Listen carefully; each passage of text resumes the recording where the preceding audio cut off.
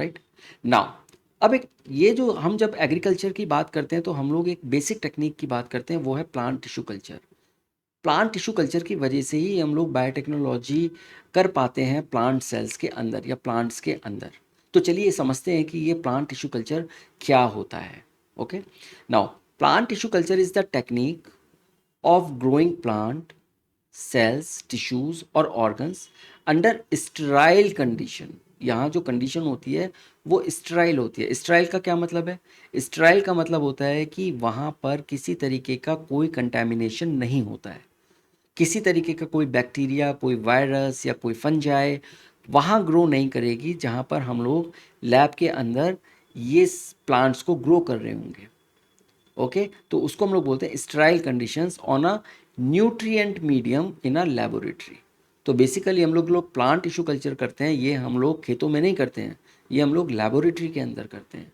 और लेबोरेटरी के अंदर हम जिस प्लांट के लिए, जिस प्लांट को हम कल्चर करना चाहते हैं, उस प्लांट का स्पेसिफिक मीडिया, उसकी रिक्वायरमेंट क्या क्या है, वो सारी चीज़ें हम मीडिया के अंदर डालते हैं, तब हम उस प्लांट को ग्रो करते हैं। और जब हम ग्रो करते हैं तो हम स्टेराइल कंडीशंस में ग्रो करते हैं ताकि हमारा प्लांट कंटेमिनेट ना हो और प्लांट अच्छे से फ्रीली जो हम चाहते हैं, जैसे हम चाहते हैं वो वैसे ही ग्रो करे। अगर उसमें मान लीजिए फंगस लग गई, अगर उसको किसी तरीके का कोई वायरल इन्फेक्शन हो गया तो क्या होगा? तो हमारी सारी मेहनत ख़राब हो जाएगी। It is a very costly affair. ये नॉर्मल ऐसा नहीं है कि आपने गमले में एक सीड डाल दिया और पानी डाल दिया और वो प्लांट उग गया। यहाँ पर हमको हर चीज़ में एक कॉस्ट लग रही है, एक्सपेंस हो रहा है, मीडिया बनाने में एक्सपेंस हो रहा है, उसको मेंटेन करने में, उसके अंदर के कंपोनेंट्स कॉस्टली आते हैं। फिर इसमें मैन पावर लग रही है, साइंटिस्ट लग रहे हैं, वो लोग उनको उसको उसको ग्रो कर रहे हैं प्लांट को। तो एक अगर ज़रा भी कंटामिनेशन आ जाए यहाँ पर तो ये तो पूरी की पूरी मेहनत ख़राब हो जाएगी एंड ये पूरा जो एक्सपेंस है वो ख़त्म हो जाएगा, वो ज़ीरो हो जाएगा। तो वो चीज़ों को रोकने के लिए प्लस जो प्लांट है वो प्लांट तो ख़राब होना ही होना है, क्योंकि वो प्लांट तो हम लोग यूज़ नहीं कर सकते। तो इसीलिए हम लोग उसको स्टेराइल कंडीशंस में यूज़ करते हैं। Okay now, it is based on the principle of totipotency. Totipotency आपने पढ़ा है? ओके टोटीपोटेंसी क्या होता है? The ability of a single plant cell to grow into a complete plant. Totipotency plants का बून है, वरदान है ये। आप प्लांट की किसी एक सेल को उठा लो, कहीं से भी उठा लो, और उस सेल से आप एक पूरा का पूरा सेम प्लांट बना सकते हो। वो जो सेल के अंदर की कैपेबिलिटी होती है उसको हम लोग बोलते हैं टोटीपोटेंसी। ओके सो टोटीपोटेंसी की वजह से ही हम लोग प्लांट टिश्यू कल्चर कर पाते हैं। बिकॉज हमारे पास अगर प्लांट का एक छोटा सा मटेरियल भी है तो हम उस मटेरियल से, वो कोई भी टिश्यू है, उस टिश्यू में से हम सेल्स को लेके और उन सेल से हम लोग एक पूरे कई बहुत सारे प्लांट्स को एक साथ ग्रो कर सकते हैं। And that is the beauty of the plant tissue culture. So it is based on the principle of totipotency. Now I will discuss few brief steps, right? क्या कैसे हम लोग प्लांट टिश्यू कल्चर करते हैं। तो इसमें क्या होता है कि अगर आप देखें, any small plant tissue is taken and it is called an explant.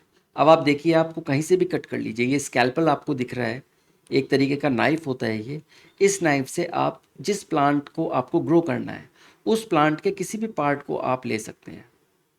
Okay और जब हम उस टिश्यू को या उस प्लांट पार्ट को लेते हैं तो उसको हम लोग बोलते हैं एक्सप्लांट। ये एक टर्म है, बहुत इंपॉर्टेंट टर्म है प्लांट टिश्यू कल्चर में। इसको आप याद रखिए कि हम एक्सप्लांट क्या है, कोई भी टिश्यू है प्लांट का जिससे हम प्लांट टिश्यू कल्चर स्टार्ट करते हैं, स्टार्टिंग मटेरियल जो होता है उसको हम लोग बोलते हैं explant. Explant and lab tools are sterilized. Again आपने देखा यहाँ पर स्टराइल कंडीशंस थी, तो अगर हम इनको स्टरलाइज नहीं करेंगे, हमें एक्सप्लांट जो हमने टिश्यू लिया, हो सकता है इसके ऊपर, बिकॉज हमने ये तो हवा, धूप, पानी हर चीज़ लग रही है यहाँ पर, तो ये कंटामिनेट हो सकता है, तो हम इसको स्टराइल करेंगे। ओके इसके मेथड्स होते हैं जो हम यूज़ करेंगे टूल्स। अगर हमें पैटी डिश लेनी है तो, अगर हमको बीकर लेना है तो, या हमको कोई भी चीज़ लेनी है, बॉटल लेनी है, इवन वाटर यूज़ करना है, मीडिया यूज़ करना है, हर एक चीज़ को हम लोग स्टराइल करते हैं। अब स्टराइल के अलग अलग मेथड्स होते हैं डिपेंडिंग कि हम लोग क्या कर रहे हैं, बट यूजुअली हम लोग इसमें ऑटोक्लेविंग का यूज़ करते हैं। ओके, सो ऑटोक्लेव हम लोग करते हैं। ऑटोक्लेव एक मेथड होता है, जैसे आप प्रेशर कुकर आप देखते हैं, उसमें हम स्टीम के थ्रू स्टरलाइज कर सकते हैं चीज़ों को। इसी तरीके से ऑटोक्लेव एक लार्ज प्रेशर कुकर होता है, जिसमें हम स्पेसिफिक टेम्परेचर और प्रेशर को मेंटेन कर सकते हैं। तो यूजुअली 121 डिग्री सेल्सियस का टेम्परेचर होता है ऑटोक्लेविंग में। ओके, और 15 psi के आसपास का प्रेशर होता है इसमें, psi। ओके, ये प्रेशर होता है। तो ये कंडीशन को मेंटेन करते हैं, और तब हम उसके अंदर जो भी चीज़ डालते हैं वो स्टेराइल हो जाती है। अगर कोई भी माइक्रो ऑर्गेनिज्म वगैरह आ भी जाता है तो वो ख़त्म हो जाएगा। तो हम इस बात का बहुत ध्यान रखते हैं कि जो हमारा एक्सप्लांट है और जो लैब टूल्स हैं वो पूरे स्टरलाइज्ड हों। अब हम क्या करेंगे, explant is placed on a sterile nutrient medium. हम उस एक्सप्लांट को, ये हमारा एक्सप्लांट है, हम उसको इस न्यूट्रिएंट मीडियम, ये मीडियम के ऊपर रख देते हैं। और ये एनवायरनमेंट अगर आप देखें, ये स्टेराइल एनवायरनमेंट है। तो मीडियम का क्या काम है, मीडिया क्या करता है, medium provides a carbon source. Carbon source for example sucrose, उसके अंदर कुछ इनऑर्गेनिक सॉल्ट्स होते हैं, वाइटामिन होते हैं, अमाइनो एसिड्स होते हैं जो कि रिक्वायर्ड होते हैं, एंड कुछ ग्रोथ रेगुलेटर्स या प्लांट हार्मोन्स जैसे कि ऑक्जेंस या साइटोकाइनेंस को हम लोग डालते हैं। अब इनका कॉन्सेंट्रेशन भी हम लोगों को देखना होता है कि कितनी चीज़ कितनी क्वांटिटी में डालनी है, कौन सी चीज़ कितनी क्वांटिटी में डालनी है। तो वो सारी चीज़ें स्टैंडर्डाइज्ड होती हैं। एक बार जब हम मीडिया को स्टैंडर्डाइज कर देते हैं और एक्सप्लांट को हम लोग मीडिया में डालते हैं और ये स्टेराइल एनवायरमेंटल कंडीशन है, तो धीरे धीरे क्या होता है, सेल्स यहाँ पर मल्टीप्लाई करना शुरू कर देती हैं। और यहाँ पर जब ये मल्टीप्लाई करती हैं तो ये एक अनडिफ्रेंशिएटेड टिश्यू बनाती हैं, यानी उसका कोई डिफ्रेंशिएशन नहीं होता कि वो क्या बनेगा, वो आगे शूट बनेगा या वो रूट बनेगा, वो लीफ बनेगा, क्या बनेगा हमें नहीं पता। बट सेल्स अनडिफ्रेंशिएटेड मल्टीप्लाई करती हैं और उसको हम लोग बोलते हैं callus. Again this is a very important term, callus. So what is callus? Callus is the undifferentiated cells which grow after explant is placed on a sterile nutrient medium. इसको हम कैलस कल्चर भी बोल सकते हैं। Okay, तो एक cell ने multiply करना शुरू करा, और वो जो मल्टीप्लाई करके, अभी वो सेल ही है, अभी वो ये वो डिफ्रेंशिएशन का मतलब है अभी हमें ये नहीं पता कि कौन सा ऑर्गन क्या बनेगा। अभी सिर्फ सेल्स ही मल्टीप्लाई कर रही हैं, बट एक तरीके का वो एक ग्रुप ऑफ सेल्स को हम लोग कैलस बोलते हैं, जो कि अनडिफ्रेंशिएटेड होती हैं, जहाँ वो रूट और शूट में अभी डिफ्रेंशिएट होना शुरू नहीं किया है उन्होंने। फिर callus develops shoots and roots. अब आप यहाँ देखिए, यहाँ पर आपका धीरे धीरे यहाँ पर शूट का इलोंगेशन हो रहा है और यहाँ पर ये रूटिंग हो रही है।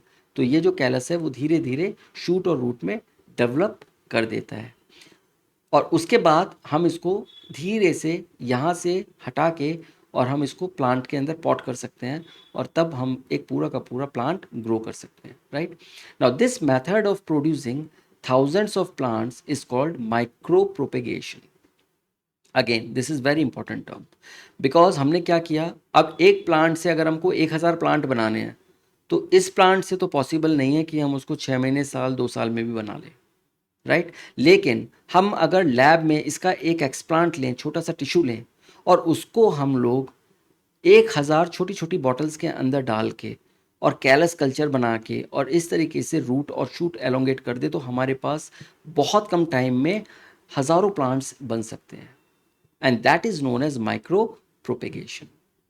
ओके, तो ये देखिए, naturally it is not possible कि आप बहुत जल्दी बहुत सारे प्लांट्स बना लें आइडेंटिकल, लेकिन यहाँ पर ये माइक्रो प्रोपेगेशन के केस में आप लैब में प्लांट टिश्यू कल्चर की टेक्निक का यूज़ करके ये काम आप कर सकते हैं। Each of these plants are genetically identical to the mother plant from which they are grown, so they are known as soma clones. क्योंकि हमने क्या किया, हमने यहाँ पर सोमेटिक सेल्स का यूज़ करा। अब सोमेटिक सेल्स क्या होती हैं आप जानते हैं, सोमेटिक सेल्स होती हैं जो हमारी बॉडी की सेल्स होती हैं। और गैमीट्स क्या होते हैं, गैमीट्स होते हैं जो हमारे जो जैसे पॉलन्स हो गया और एग्स हो गए, ये हमारे गैमीट्स हो गए। तो हमने यहाँ पर यूज़ करा इन सोमेटिक सेल्स का, और सोमेटिक सेल्स के अंदर जो ये क्लोन बन के आए, इनको हम लोग बोलते हैं सोमा क्लोन्स। और ये जो होंगे ये आइडेंटिकल होते हैं, जेनेटिकली आइडेंटिकल।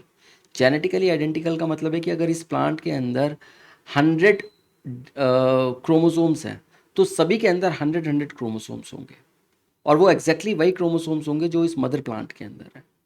इसीलिए हम इनको बोलते हैं क्लोन्स। अब मैंने आपको क्लोन्स लास्ट क्लास में ही बताया था, जब हम लोग जीन क्लोनिंग कर रहे थे कि क्लोन हम किसको बोलते हैं।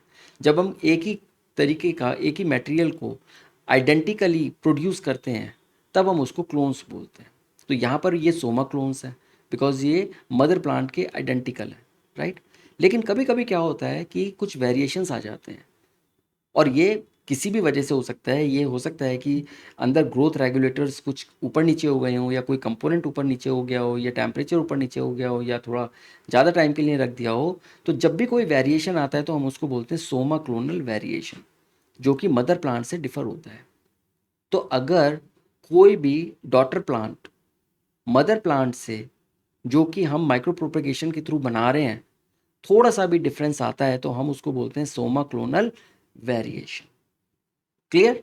तो ये जो टर्म्स है, टोटी पोटेंसी क्या होता है आपको पता लग गया, एक्सप्लांट क्या होता है, न्यूट्रिएंट मीडियम क्या होता है, कैलस क्या होता है, माइक्रो प्रोपेगेशन क्या होता है, सोमा क्लोन्स क्या होते हैं, सोमा क्लोनल वेरिएशन क्या होता है। ये आपको माइंड में रखना चाहिए बिकॉज ये इंपॉर्टेंट टर्म्स।